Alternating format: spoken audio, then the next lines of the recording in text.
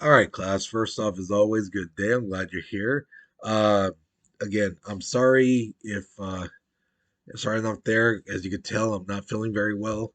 If you're watching this in class, again, I do apologize. I'm gonna try to talk as clear and precise as possible, but as you can tell, it's gonna be difficult, So let's go ahead and get started. As you can see, our topic today is about labor and wages. All right, so here's your warm up picture. Uh, the warm up question is asking you, what is this artist trying to say about the 1% in Wall Street and the workers? All right, so if you look at the faces of the characters more toward the center, you can see 1% in Wall Street. The reason I tell you this is because I've had students in the past tell me, which one's the 1%, which one's the Wall Street? It's like, dude, look, it's right there. So that gives you, if I tell you that, you know who the worker is.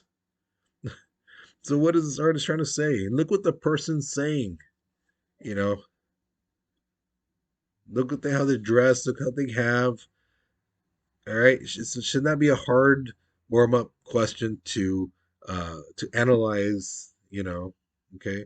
So go ahead, do that. All right.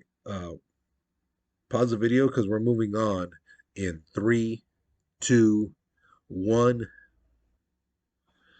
All right. Now, the civilian labor force. This is basically anyone who's 16 and older who are either working or looking for a job. Now, when we say looking for a job, we're not talking about just like, oh, I applied to one place and that's it. If I get it, awesome. If I don't, oh well. No, these are people who are actually legitimately applying everywhere, trying to find a job. If that's you, you are part of the civilian labor force. Again, and if you're working, obviously you are a part of the civilian labor force. And in this category, there are about 140 million Americans who fall under this. Now, what people don't apply to this? Well, people in the military. Okay. Sadly, I'd say, even though it really is a job, uh, these guys aren't seen as the civilian labor force. People in prison, obviously. Even if they have a job inside the prison, not civilian labor force. And other institutes, don't include them. There's some little tiny ones which it's not worth knowing. Excuse me. Now, the thing is, workers have been trying to organize for a very long time. You know, the first time workers really tried to organize in our country was in 1778. Basically, painters who wanted higher pay. Uh, it works out for you and me as the buyers when we get the people to compete with one another, saying, "Hey, how much would it cost for you to paint my house? I'll charge you $100. Well, this guy said 100. Could you go lower? Yeah, I'll go 85. Hey, this guy said 85. How much could you go? Could you go lower than that? No, the lowest I can go is 70. Well, hey, this guy said 70, man. How low can you go? Because that's a heck of a deal. Oh, the best lowest I can go is like $60. And we ping pong off these guys. So yeah, for you, the customer, it's good because you're getting a cheaper thing. But these guys, the businesses, they're not, they go as low as we go, and that's what we talked about earlier with the equilibrium price. What's the price that where you cannot go any lower? You know, that's where those guys where businesses have to realize, hey, this is the bottom point. We can't go below this, or else we're losing money. Now, thing is, we're really gonna be talking about again, which is unions. Now, lately, unions have been having a bad name to them. People see them as evil things and things like that, as you're going to see in this lesson. But what have unions done to help workers? Giving them decent hours, decent pay, affordable health care, job security, ended child labor laws. So if you see these pictures of these kids right here, this is back in the 1900s. These kids are coal miners, you know, and they would develop this thing called black lung, which we'll talk about a little bit later. Um, Stable work schedule, better working conditions, reduce the gap pay between men and women, reduce disparities, between racial, gender, and people with special needs. Because believe it or not, some workplaces, there are some racist people there, or people who see like, oh, I'm a man, I should make more than you because you're a woman, or oh, why did we have to, do all this special thing for this person in a wheelchair, this person with this disability, so that's what the unions are for, to make sure that the work uh, is even for everyone, that no one has a advantage over another person, that they're not being taken advantage of by corporations and companies. Now, before the Civil War, a majority of the workforce were farmers, small business owners, or people who were self employed. They had their own little business, they had their own little thing going on. Um, excuse me. After the Civil War, factory work just exploded, especially in the North, uh, and they had more jobs than that was available. So people started flocking to the North, especially African Americans who, they were freed now from the South, and they didn't want to do the field work and things like that anymore. So a lot of them went up north. And on top of that, news spread across the world that, hey, America, has jobs. So a lot of people, a lot of immigrants from other countries all over Europe, the Middle Eastern area, they came over, the Mediterranean area, they came over. Now, why do factories love immigrants? Why do companies love immigrants? Because they're seen as a supply of cheap, unskilled labor, that they'll do jobs that nobody else will do. And thing is, some other people, especially those who have jobs and things like that, see them as a threat against their wages and the standards of work, the work standards. They see that as like, hey, these guys are used to living in, and working in dangerous conditions. If that, when they come in with that mentality, the company's gonna be like, well, maybe why should we have all these safety precautions? We should lower it on that. You'll save ourselves some money, you know. And since these guys will pay lower pay, then we should pay these guys lower too, because hey, these guys will work lower, or we could just fire them and hire three other people for that guy's pay. So that's the thing. Companies, factories, things like that, they really do like immigrants, even though they try to claim, hey, no, no, no, we don't hire them. Yeah, they do. They do. Okay. Now, the first trade craft union that was formed was actually by cigar makers. Believe it or not, cigars are not easy to make. Especially if you're gonna sell a really, really good one, they have to be done perfect. You know, so this is where skilled and unskilled labor comes in. Unskilled workers are basically jobs that doesn't require much education or skill.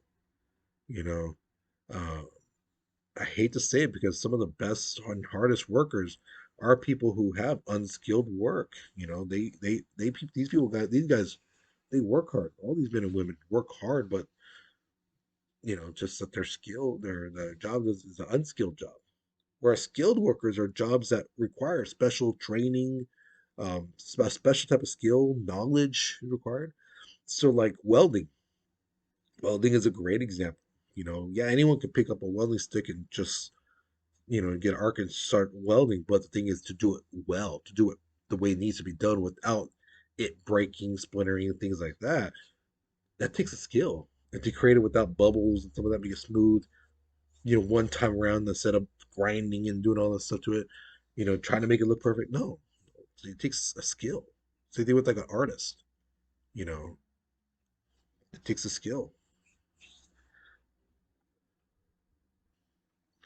Now, unions try to negotiate, try to help workers get better terms, you know, and the best way that they do this is by hurting companies, because sometimes, well, actually, a lot of times, companies don't listen. Companies are like, well, what are you going to do?